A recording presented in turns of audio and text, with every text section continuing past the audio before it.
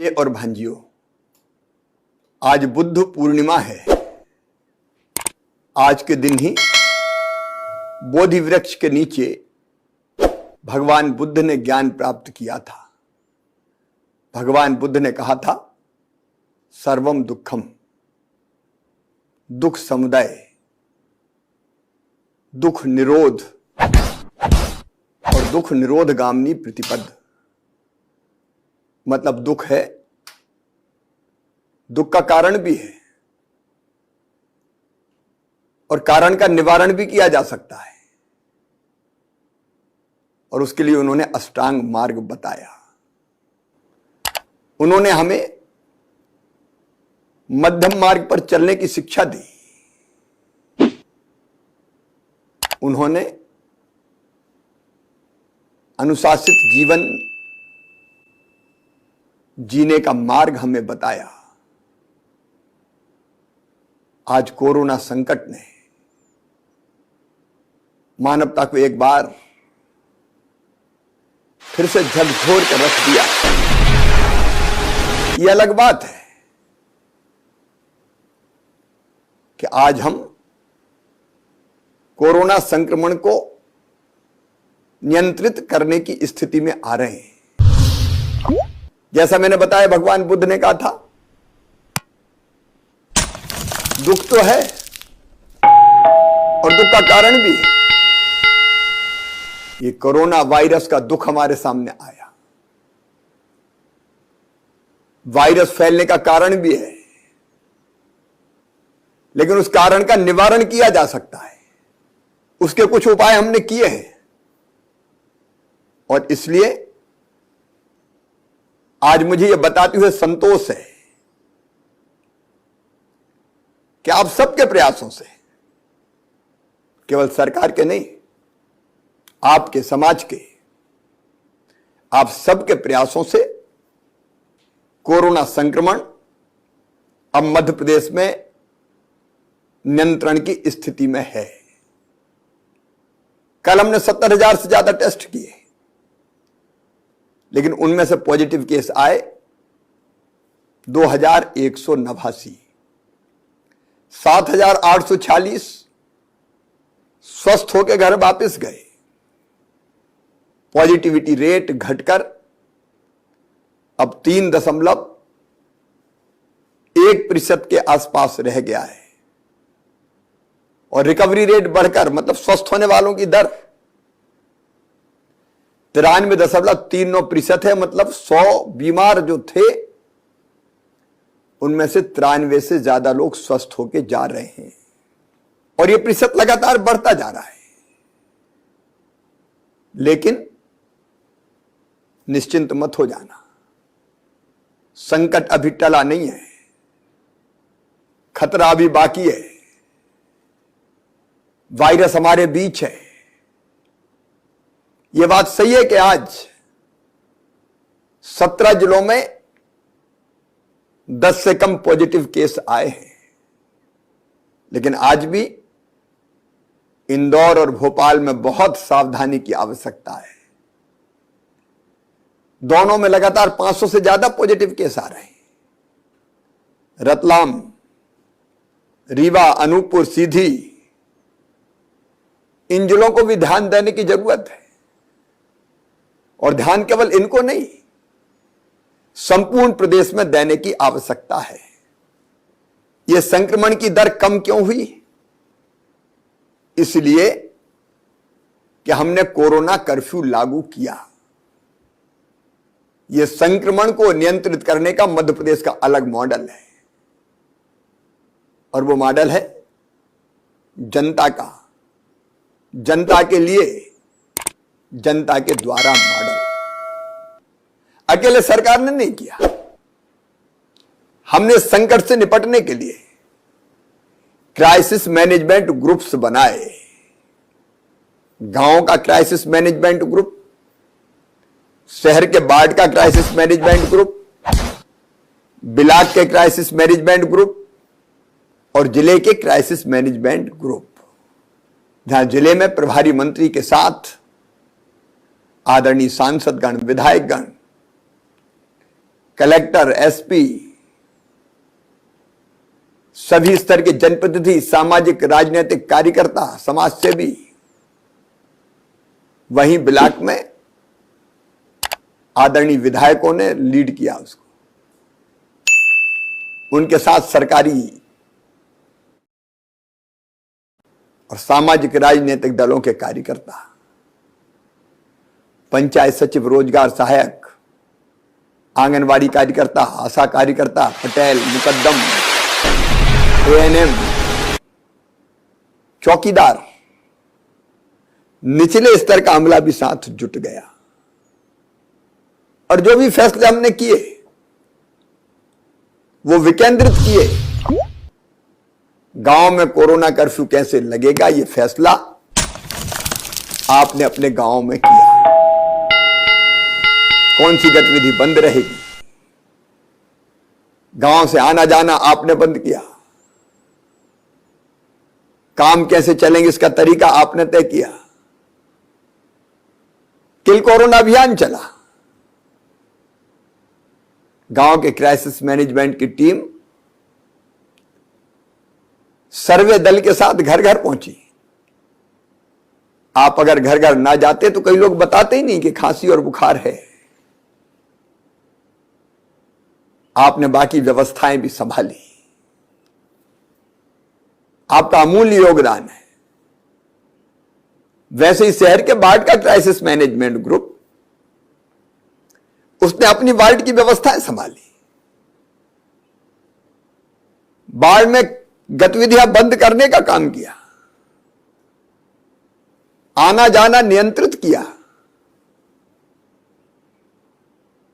Block में कैसे corona curfew लागू होगा, कैसे सफल होगा, ब्लॉक के कौन कौन से गांव प्रभावित है, उनको कैसे हम माइक्रो कंटेनमेंट एरिया में ले जाएंगे, कोविड केयर सेंटर कैसे चलेगा, ब्लॉक के अंदर जो बना है उसका फैसला ब्लॉक की क्राइसिस मैनेजमेंट कमेटी ने किया। और संपूर्ण जिले में कोरोना कर्फ्यू कैसे लागू होगा और व्यवस्थाएं कैसे चलेगी, जिला अस्पताल, मेडिकल कॉलेज से जुड़े अस्पताल, इलाज की बाकी व्यवस्थाएं,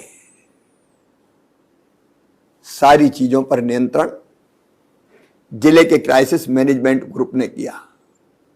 यह मध्य प्रदेश मॉडल है, जन भागीदारी का मॉडल। और इसी मॉडल के कारण मध्य प्रदेश में संक्रमण की दर नियंत्रित करने में हमको बहुत बड़ी सफलता मिली है। लेकिन मैं फिर निवेदन करना चाहता हूं, अभी लंबा रास्ता तय करना है।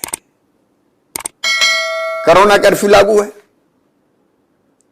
लेकिन यह कर्फ्यू अनंत काल तक नहीं रह सकता। हमने तय किया है 1 जून से धीरे धीरे हम आर्थिक गतिविधियां खोलेंगे, शुरू करेंगे, क्योंकि दुनिया भी तो हमें चलानी है। और कोरोना का वायरस रहेगा, इसलिए वायरस के रहते हुए दुनिया चलानी है। लेकिन सावधान, अगर असावधान रहे, अचानक निकल पड़े, भीड़ें इकट्ठी होने लगी, मेला ठेला शुरू हो गए, आयोजन प्रारंभ हो गए, तो संक्रमण को बढ़ते देर नहीं लगेगी, हम फिर से संकट में फंस जाएंगे। और मेरे प्रिय बहनों और भाइयों, हमने वो दिन देखे हैं जब अस्पताल के बिस्तर भरे थे, ऑक्सीजन के लिए दिनों रात एक करनी पड़ी, कितनी तकलीफें उठाई हमने। उन भाई और बहनों से पूछो जिनको ऑक्सीजन लगी थी, वेंटिलेटर पे चले गए, कई इस दुनिया से चले गए। क्या उस कष्ट को हम फिर से देखना चाहते हैं? क्या वो परिस्थिति फिर से वापस आए, इसकी हम कल्पना भी कर सकते हैं? कदापि नहीं। हम वैसी परिस्थितियां नहीं बनने देंगे। और इसलिए सावधानी की आवश्यकता है। इसलिए कोरोना कर्फ्यू धीरे धीरे खोला जाएगा। और कौन तय करेगा? आप तय करोगे कैसे खोला जाएगा। गांव में कौन सी गतिविधि चालू रहेगी, कौन सी बंद रहेगी, यह गांव की क्राइसिस मैनेजमेंट कमेटी को तय करना है। बाढ़ में कौन सी गतिविधि बंद रहेगी, कौन सी चालू रहेगी, यह बाढ़ की क्राइसिस मैनेजमेंट कमेटी तय करेगी। ब्लॉक में क्या बंद रहेगा, क्या खुला रहेगा, यह ब्लॉक की क्राइसिस मैनेजमेंट कमेटी तय करेगी। और जिले में क्या खुला रहेगा, क्या बंद रहेगा, यह जिले की क्राइसिस मैनेजमेंट कमेटी तय करेगी। अलग अलग जिलों में परिस्थिति के हिसाब से अलग अलग व्यवस्थाएं भी होगी, वो भी आपको तय करना है। कोई जिला पूरी तरह से मुक्त हो गया तो वहां की गतिविधियां अलग होगी, लेकिन कहीं संक्रमण अगर फैला है तो वहां कौन सी चीज खुले, कौन सी बंद हो, उस पर अलग से वहां की क्राइसिस मैनेजमेंट कमेटी विचार करेगी। आप तय करिए 1 जून से पहले तय करना है तो 1-2 दिन में ही आपकी बैठक हो जाए, चर्चा हो जाए और आप पूरी सावधानी बरतते हुए फैसला करें। जो वैज्ञानिक तरीका खोलने का हो सकता है उससे आपको अवगत कराया जाएगा और स्थानीय परिस्थितियों के हिसाब से आप तय करेंगे। तीसरी लहर की बात आ रही है। यह तीसरी लहर क्या है? बहनों और भाइयों, अगर हम असावधान रहे तो संक्रमण धीरे धीरे बढ़ता रहेगा और बढ़ते बढ़ते जब संक्रमितों की संख्या बढ़ेगी, 1 10 को करेगा, 10 100 को करेगा, 100 से 1000 होंगे, एक दिन विस्फोट हो जाएगा, वही तीसरी लहर हो जाएगी। तो हमको दुनिया चलाते हुए तीसरी लहर नहीं आने देना है, इसकी कोशिश करनी है। और इसके लिए हमने रोड मैप तैयार किया है। हम खोलेंगे तो,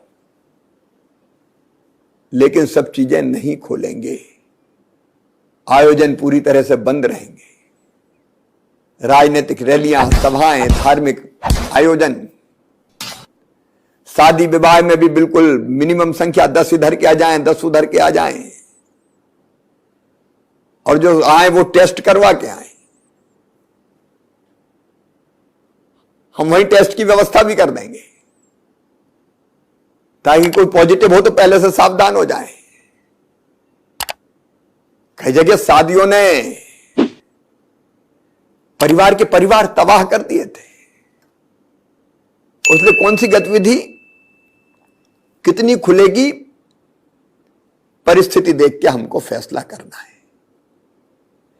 और उन गतिविधियों के चालू रखते हुए अगर मार्केट खुलेगा तो कितनी दुकानें खुलेगी, दुकानदार को कैसे व्यवहार करना पड़ेगा, मास्क लगाए हुए हैं कि नहीं, दुकान के सामने गोले बनाए हुए हैं कि नहीं, ग्राहक का व्यवहार क्या है वो भी तय करना पड़ेगा। और ये इसलिए कि एक से दूसरे को संक्रमण ना फैले, तो वो व्यवहार तय होगा, नियम बनेंगे, धारा 144 लगी रहेगी ताकि भीड़ इकट्ठी ना हो पाए। लेकिन उसके साथ साथ टेस्ट भी जारी रहेंगे। हम लगभग 75,000 टेस्ट रोज करेंगे। फीवर क्लिनिक भी चालू रहेंगे। उसके अलावा मोबाइल टीम भी भेजेंगे टेस्टिंग के लिए, सैंपल लेने के लिए। टेस्ट का यह फायदा होगा कि अगर कोई हम में से संक्रमित है तो तत्काल हमें पता चल जाएगा, और जैसे ही पता चला तो हम अपने संक्रमित भाई या बहन को या तो होम आइसोलेशन में, घर में जगह तो अलग रख देंगे, दवाई का किट देंगे, उसकी तत्काल इलाज की व्यवस्था करेंगे, या फिर कोविड केयर सेंटर में ले जाएंगे। हम कोविड केयर सेंटर अभी बंद नहीं करने वाले। कोविड केयर सेंटर में चाय, नाश्ता, भोजन सबका इंतजाम करेंगे, इलाज की व्यवस्था करेंगे ताकि उससे बाकी परिवार के सदस्य संक्रमित ना हो। और फिर हम कॉन्ट्रैक्ट ट्रेसिंग करेंगे। अब नंबर कम हो गया इसलिए यह संभव है। कॉन्ट्रैक्ट ट्रेसिंग का मतलब है एक पॉजिटिव अगर निकला तो उसके पूरे परिवार के सदस्यों का सैंपल लिया जाएगा, टेस्ट किया जाएगा, उससे मिलने वाले बाकी लोगों का भी टेस्ट किया जाएगा, ताकि उसके कारण अगर कहीं संक्रमण फैला हो तो हम उस संक्रमण को तत्काल पकड़ लें, और कोई संक्रमित हुआ हो तो उसको फिर हम होम आइसोलेशन या कोविड केयर सेंटर पर ले जाके उसके इलाज की भी व्यवस्था कर लें। और नहीं तो वो पता नहीं कितनों को संक्रमित करेगा। तो कॉन्ट्रैक्ट ट्रेसिंग। फिर अगर कहीं पॉजिटिव केस मिले, एक मिला, दो मिले, तो वहां माइक्रो कंटेनमेंट एरिया बना देंगे। उस घर को घेर लेंगे, दो चार घर को घेर लेंगे, वहां से आना जाना बंद करेंगे ताकि वो संक्रमण वहां से बाकी लोगों में ना फैले। और चौथी चीज, किल कोरोना अभियान जारी रहेगा। अब हम आज से किल कोरोना अभियान 4 शुरू कर रहे हैं।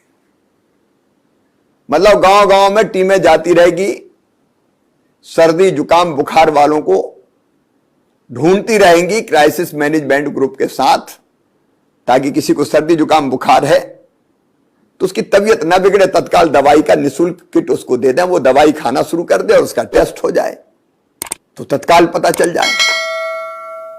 और इन कदमों का फायदा यह होगा कि कहीं भी जरा संक्रमण फैला हमको तुरंत पता चलेगा, हम नियंत्रित करने के सारे उपाय कर देंगे और उसको वहीं रोक देंगे। और इसलिए वो कोई बड़ी लहर नहीं बन पाएगा। ये बहुत जरूरी है, ये करना ही पड़ेगा। अगर हमने छोड़ दिया कि चलो अब कुछ नहीं करना, ना टेस्ट करना, ना चेक करना, ना देखना, ना भालना, तो किस दिन तीसरी लहर का विस्फोट हो जाए ठिकाना नहीं है। कोरोना के साथ ही जीना है, वायरस के साथ जीना, तो ये सब चीजें हमको करनी पड़ेगी। और इसमें आप सबका सहयोग चाहिए। मेरे प्रिय बहनों, भाइयों, बेटे बेटियों, अनुशासित व्यवहार, संयत व्यवहार। हम निकलेंगे बिना मास्क के नहीं निकलेंगे, किसी भी कीमत में नहीं निकलेंगे। मास्क लगा ही रहेगा, और कोई बिना मास्क का दिखा तो टोक देंगे, क्योंकि वो केवल उसके लिए खतरा नहीं है, वो बाकी समाज के लिए खतरा बन रहा है। मैं सबसे अपील करता हूं, इस काम को आप संभालें। मैं मास्क लगाऊंगा, बाकी को लगवाऊंगा। मैं मेरे घर की सुरक्षा करूंगा, मेरे परिवार की सुरक्षा करूंगा कोरोना से। और फिजिकल डिस्टेंस, दूरी बना के रखनी है। जगह जगह सैनिटाइजर की व्यवस्था होगी तो हाथ सैनिटाइजर से या साबुन से साफ करते रहना है। इन नियमों का पालन करना ही है। और सचमुच में इनका पूरी कड़ाई से हमने पालन कर लिया। इसके लिए मैं आह्वान करता हूं, कोरोना वॉलंटियर्स निकलें।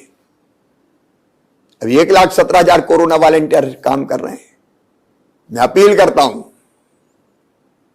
बड़ी संख्या में कोरोना वॉलंटियर अपने आप को रजिस्टर कराएं। अकेली पुलिस क्यों, समाज संभाले ये काम। क्राइसिस मैनेजमेंट ग्रुप के साथ कोरोना वॉलंटियर, ये व्यवस्था, मास्क लगाए कि नहीं लगा, दूरी बनी है कि नहीं बनी, इस सारे काम को संभाले। क्राइसिस मैनेजमेंट ग्रुप के साथ स्वयं सहायता समूह भी गांव गांव में सक्रिय हो जाए। जन अभियान परिषद की टीम सक्रिय हो, अलग अलग सामाजिक राजनीतिक संगठन सक्रिय हो। आओ इसको एक सामाजिक आंदोलन बना दे, कोरोना से लड़ाई को। सरकार का काम नहीं, हम सबका काम है। सरकार अपनी ड्यूटी पूरी करेगी।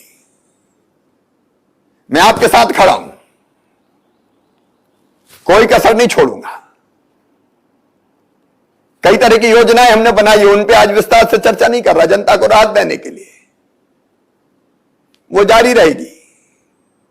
लेकिन इस समय सबसे बड़ा काम है, याद रखना, कोरोना के संक्रमण पर नियंत्रण। सभी धर्मगुरुओं से अपील करता हूं, वो अपने प्रभाव का उपयोग करते हुए